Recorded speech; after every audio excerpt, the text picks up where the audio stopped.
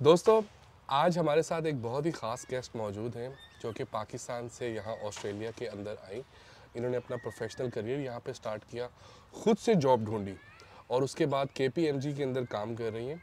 इनसे इनके करियर के बारे में जानेंगे, इनसे ये पूछेंगे कि किस तरह से पाकिस्तान की जो फीमेल स्टूडेंट्स हैं वो यहाँ पर आकर अपने करियर को बेहतर तरीके से प्रोसीड कर सकती हैं और इसके अलावा किस तरह से ये बाकी की लाइफ को यहाँ पे ऑस्ट्रेलिया के अंदर देखती हैं। तो first of all thank you so much, आपने ज्वाइन किया और टाइम दिया। Thank you for inviting. Thanks a lot. थोड़ा सा आप अपने बारे में बताइए कि आप पाकिस्तान में कहाँ से हैं, क्या आपने स्टडीज़ की? जी, तो मेरा नाम फ़ायज़ा है। मैंने बेसिकली ओए लेवल्स किया हुआ है। मैं लाहौर से बिलोंग करती हूँ और फिर मैंने ACCA किया था जो चार्टर्ड सर्टिफाइड अकाउंटेंसी होती है सही। और इट्स अ UK सर्टिफिकेशन। और उसके बाद में इवेंचुअली मेरा सफ़र यहाँ पे शुरू हो गया। सही सही सही। तो आप ACCA कर रही थी और यहाँ पर ऑस्ट्रेलिया के अंदर आप किस प्रोफेशन से रिलेट कर रही हैं? तो मैं यहाँ पे इस वक्त करंटली सीनियर कंसल्टेंट हूँ साइबर सिक्योरिटी के अंदर। अच्छा, साइबर सिक्योरिटी में जी KPMG के अंदर है। जी KPMG के अंदर। तो ACCA is a different field and cyber security is totally different. That's right. ये करियर का किस तरह से शिफ्टिंग हुआ, थोड़ा सा इसके बारे में ज़रूर बताएं। मेरा कोई सेट गोल नहीं होता था एक्सेप्ट फॉर द फैक्ट कि मैं बस बाहर निकलना चाहती थी। अच्छा। मेरी कोशिश ये होती थी कि मैं किसी तरह से अपना कोई पासपोर्ट जो है या डुअल सिटीज़नशिप अपनी जो है कोई ले लूँ। और इस गोल को अचीव करने के लिए मैंने हमेशा से अपनी पढ़ाई जो है वो इंटरनेशनल रखी। अच्छा। ओ लेवल्स किया, वो भी UK की सर्टिफिकेशन है। A लेवल्स किया, वो भी UK की है। और उसके बाद में मैंने ACCA भी यही सोच के किया था कि वो इंटरनेशनली रिकग्नाइज्ड होगी। उसके बाद में इवेंचुअली मैं बड़ा सोचती थी कि क्या प्रोफेशन ऐसा करूं जो स्पेशलाइज़ कर सकूं जिसमें, और मैं अपने आप को उसमें आइडेंटिफाई कर सकूं। शुरू से मैं थोड़ी सी टेकी थी, तो इस वजह से जब मैंने थोड़ा और रिसर्च किया तो this was back when I was in this one firm EY, जिसमें मैंने थोड़ा ऑडिट सीखा, फाइनेंशियल ऑडिट किया आर्टिकल्स के तौर पे जो सारे चार्टर्ड अकाउंटेंट्स करते हैं। ये बेसिकली जब आपने ACCA कंप्लीट कर लिया था, ये दैट्स उस राइट, दौरान आपने स्टार्ट किया ऑडिट। ऐसे ही है तो एग्जैक्टली। इसमें तो आप डिफरेंट मतलब प्रोफेशंस में जा सकते हैं, सॉरी डिफरेंट फील्ड्स में जा सकते हैं ना। जी फाइनेंशियल मैनेजमेंट की तरफ भी आ सकते हैं, दैट्स राइट, ऑडिटिंग की तरफ भी आ सकते हैं, तो उसमें आपने ऑडिट चूज़ किया। एग्जैक्टली जी। अच्छा। तो फाइनेंशियल ऑडिट था मेरा इनिशियली, और इंटरनल ऑडिट वगैरह हम करते थे, लेकिन उसमें मुझे इतना एज सच मज़ा नहीं आता था। तो मैंने एक दफ़ा गूगल सर्च किया highest paid certifications in the world. In the world. जी। अच्छा। और उसमें जो सबसे पहली सर्टिफिकेशन थी, and I think this was back in 2016, and I think सबसे ऊपर जो सर्टिफिकेशन थी वो थी सी रिस्क सर्टिफिकेशन, CRISC। अच्छा, एक तो सिस्को होता है वो एक अलग चीज़ है, ये कोई डिफरेंट अलग से चीज़। जी, ये अलग चीज़ है। अच्छा।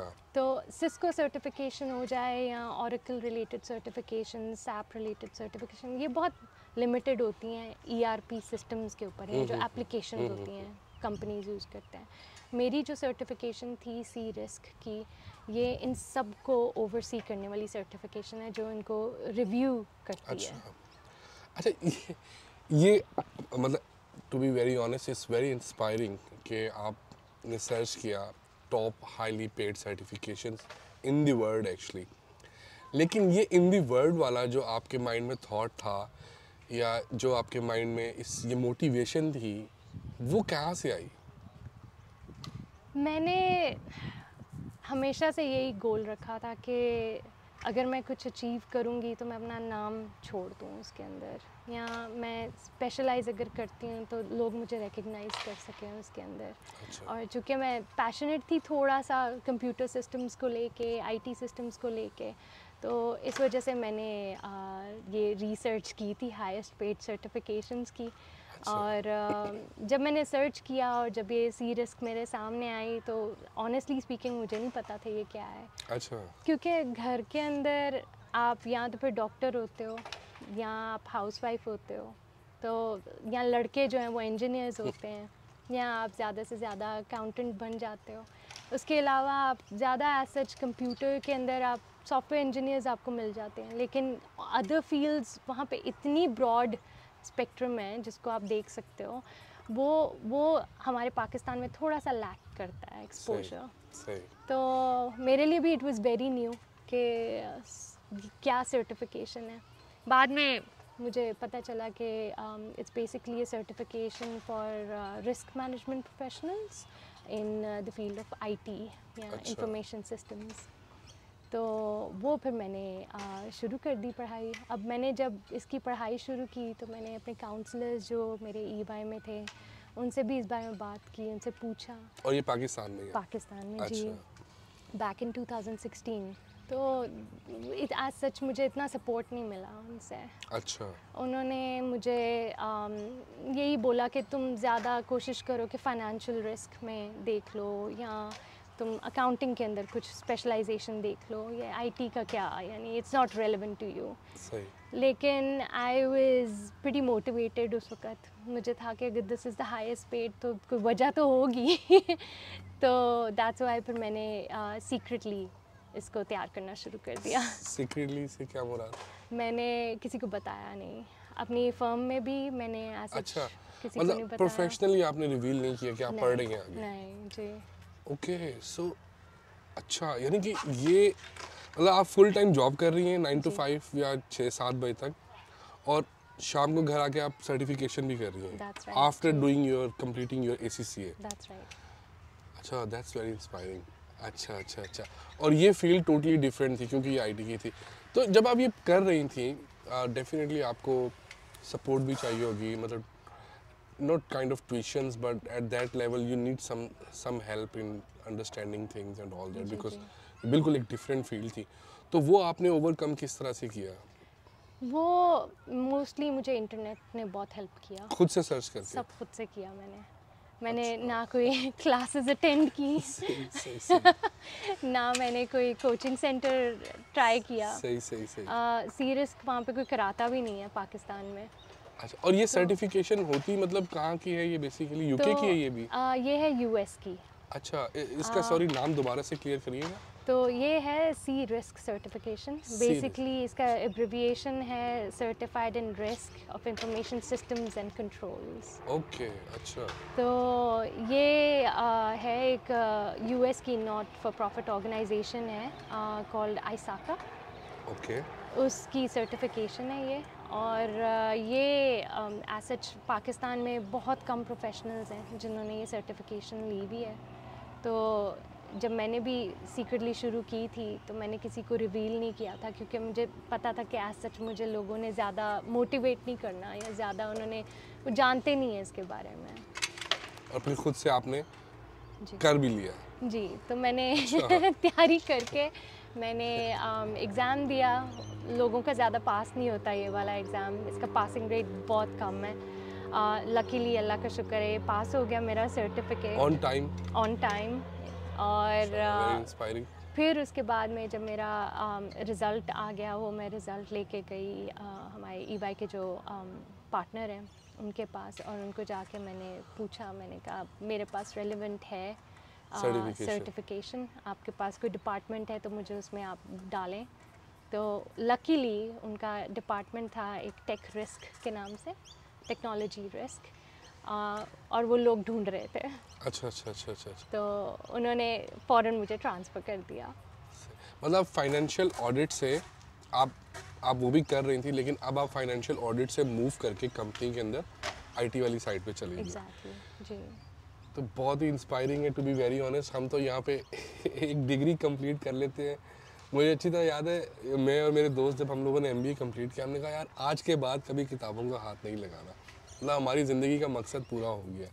And here you are, ACCA कर लिया और उसके बाद माशाल्लाह आपने ये किया। It's quite inspiring to be very honest. अगर एक मेरे पॉइंट ऑफ व्यू से आप सोचें, स्पेशली एज अ फीमेल जो गूगल पे ये बैठ के सर्च कर रही है कि what are the highly paid certification in the world, और फिर आप उसको खुद से गूगल करके सर्च कर रही हो, it's quite motivation for all those specially women who are back home. तो ये तो अच्छी बात है।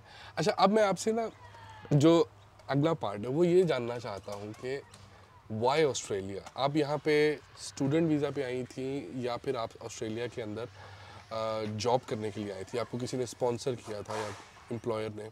मैंने अगेन जब मैं 13 साल की उम्र से ही मेरी कोशिश होती थी कि मैं बस किसी तरह से जो है ना बाहर का अपना रूट वेरी यंग बनाऊं। एज आप मतलब जी वेरी यंग एज। तो सही सही मैंने फिर जब मैं EY में भी थी और जब मैं वहाँ पे फाइनेंशियल ऑडिट के डिपार्टमेंट में थी, मैं उनके पास, तब भी मैं सर्च करती रहती थी कोई इंटरनेशनल जॉब्स के बारे में। अच्छा मेरी कोशिश यही होती थी कि किसी तरह से मैं जो है कोई इंटरव्यू स्कोर कर लूँ, और मोस्टली अच्छा। मुझे रिजेक्शन आती थी क्योंकि हमारा जो क्राइटेरिया होता है उनकी तरफ से वो यही होता है कि आप एटलीस्ट जॉब के कैपेबिलिटी आपके पास हो या आप एलिजिबल हो, और वो हमारे पासपोर्ट पे ऑब्वियसली अलाउड नहीं होता।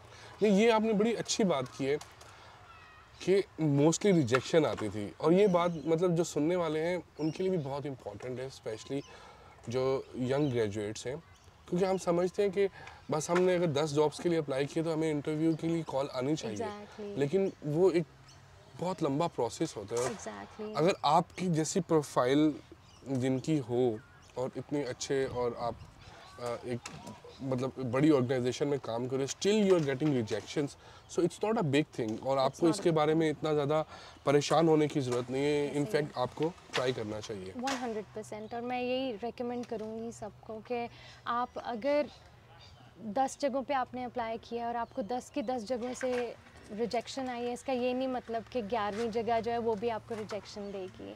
सो you have to try, you have to always try, because you don't know कि कब आपको कहाँ पे आपको बुलावा आ जाए। सही बात है।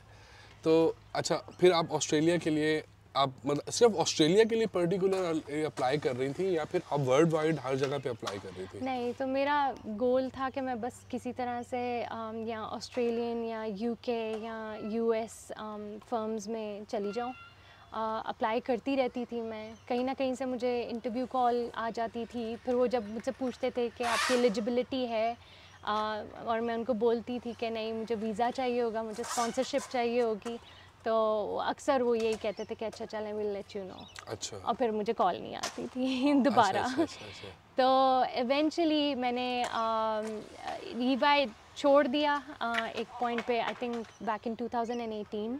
अच्छा। और मैं तब भी अप्लाई करती जा रही थी। I think LinkedIn played a very major role in my professional growth. अच्छा। लिंक्डइन का ये सीन था कि I got reached out by somebody from a microfinance bank, head of risk उनके थे।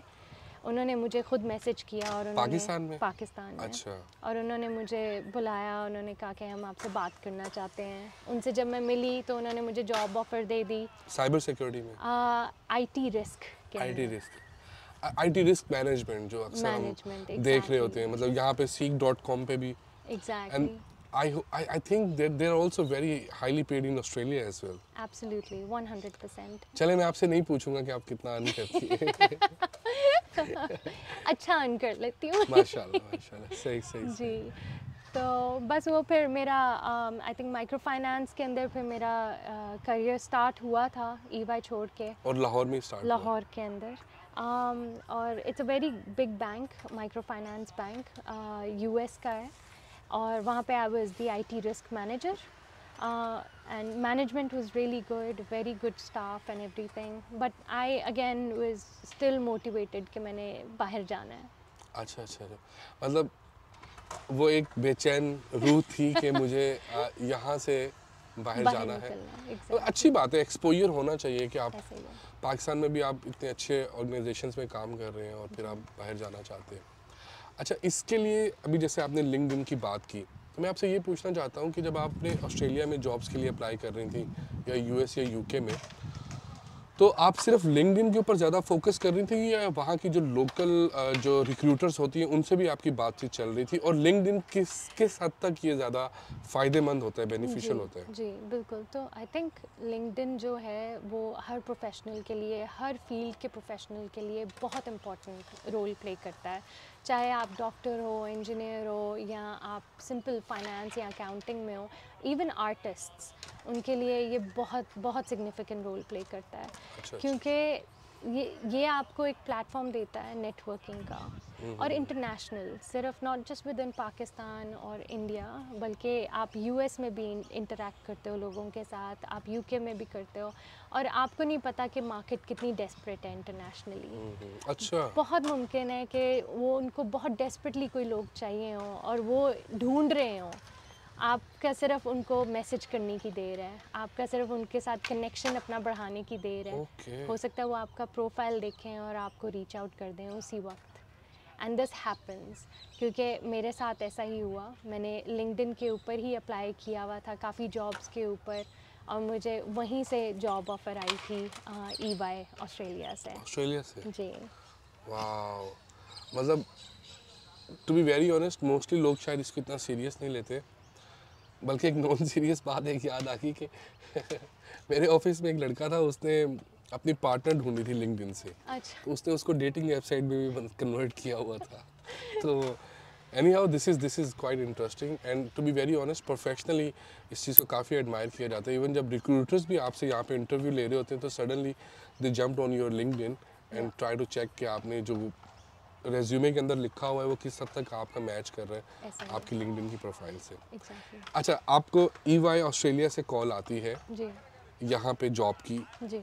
और उस इंटरव्यू के बारे में थोड़ा सा बताएं कि वो किस तरह से आपका इंटरव्यू चलता रहा, कितने इंटरव्यूज़ हुए, और उसके बाद फिर आपको ऑफ़र लेटर किस तरह से मिला, मतलब यहाँ पे आपको किस वीज़े पे उन्होंने बुलाया पाकिस्तान से? तो मैंने असल में जब अपना सीरियस क्वालिफाई कर लिया था तो मैंने एक और सर्टिफिकेशन कर ली थी उसी आइसाका बॉडी से ही। अच्छा अच्छा, मतलब आप कंटिन्यूसली पढ़ भी रही हैं साथ साथ साथ? साथ पढ़ भी रही थी जी। ये मोटिवेशन कहाँ से आता था? क्योंकि अब मेरा सवाल थोड़ा सा इस साइड पे निकल, क्योंकि इतनी motivation, to be very honest, ये कहाँ से आई मोटिवेशन?